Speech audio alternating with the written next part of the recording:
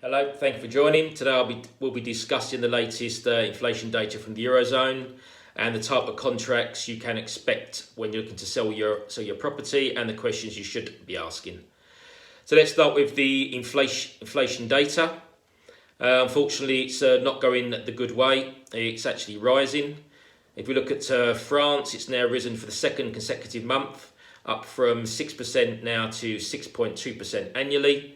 It's a similar situation in Spain, up from 5.9% to 6.1%. The markets have now priced in the ECB deposit rate to go up to 4%, presently at 2.5%. The next meeting is on March the 16th. The forward guidance from the last meeting was they were raised by 50 basis points. To me, that's now absolutely locked in with the latest data. Goldman Sachs have released a statement saying they expect the meeting on May the 4th to be another rate hike of 50 basis points. Obviously, rates moving up is negative for the housing market. There will be a tightening of the credit as well. So again, it's unfortunately not good news. So let's talk about contracts. There are three. You can have a mandat simple, a simple mandate, a mandat semi-exclusive, or a mandat exclusive. So let's start with the simple mandate. This will be where the owner can sell, and they can have multiple agents. Personally, for me, the idea of using an agent is to make your life simple. If you then have to receive lots of calls from your own personal advert, and believe me, there won't be from people looking to actually buy your house only, and then you have to organise a diary to organise visits between the other two agents. I believe that just makes a lot more work, and it's not one of the most common used contracts, and I think that's obviously the reason why. Semi-exclusive is similar. You're using one agent and the owner. The question is, will your photos or advert look better than the agent you're actually using? I would say the majority of that time would be no. Again, you're going to have to fend off calls from people. To make your life easier would be to use the agent, which is the most common way in a mandat exclusive.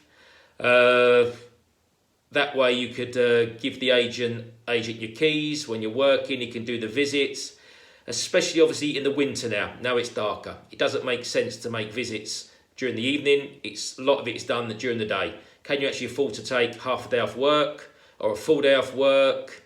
Do you have the time to answer the emails? Because obviously in a more competitive market, the speed you get the visits, the more chance you have to obviously sell.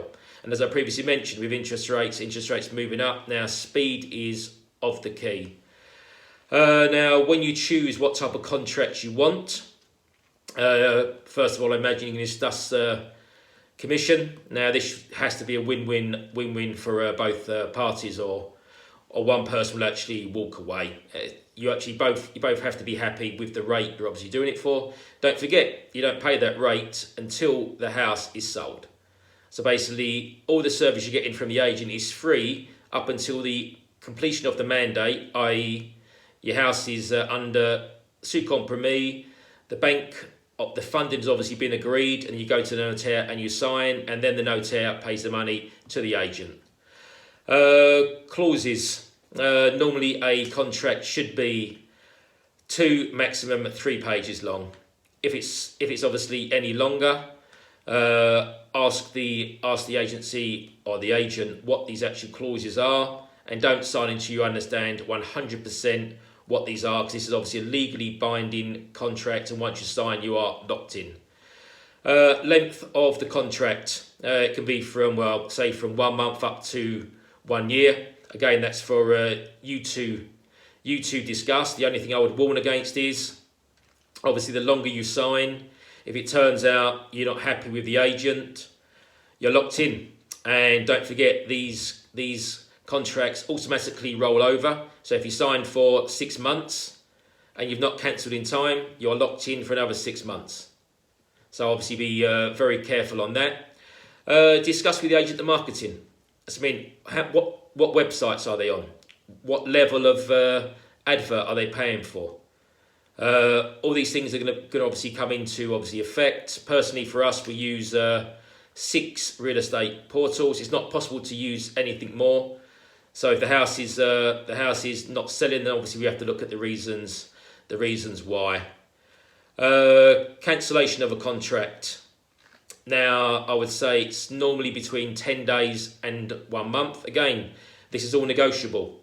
You decide with the agent, and if they're happy, they'll sign. If not, then obviously both parties walk away. Then ask the agent, what sort of service, how actually contactable are they? If you need to speak to them, are they there? Can you ring them up in the evening? Is there obviously a time on it? When they receive the emails, how quick will they normally reply to a client?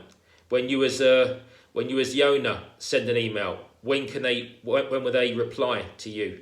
I've heard some horror stories recently where it's taken 3 weeks for an agent to reply to an owner. In this market, it's absolute madness. With the speed this market's moving, and every estimation only got a lifespan of six weeks. So each, obviously, ECB meetings every 6 weeks. You have to have a discussion and work out why. And with this, you have to work out a strategy. Without this, you've got absolutely no chance. And I think it's absolutely unacceptable that you're actually talking these days. People are just giving an estimation and not actually discussing in detail what will happen. To me, it makes absolutely no point. If your house is on the market for a month and then you have a discussion with the agent, okay, what do we do now? It's a complete wasting of time. You have to discuss this from the minute your house goes on the market. What do we do? When are the ECB dates? What can we expect? What happens if we have no visitors? Everything has to be in place before for a successful sale. So, in case you have any further questions, feel free to send me an email at dearlily@housedream.lu. You can contact me by phone, 691 458 339. You can follow me on Facebook, Denton Paul Lilly, or if you prefer, you can subscribe to YouTube, Denton Lilly Real Estate Luxembourg. Thank you for listening, and see you again soon. Thank you.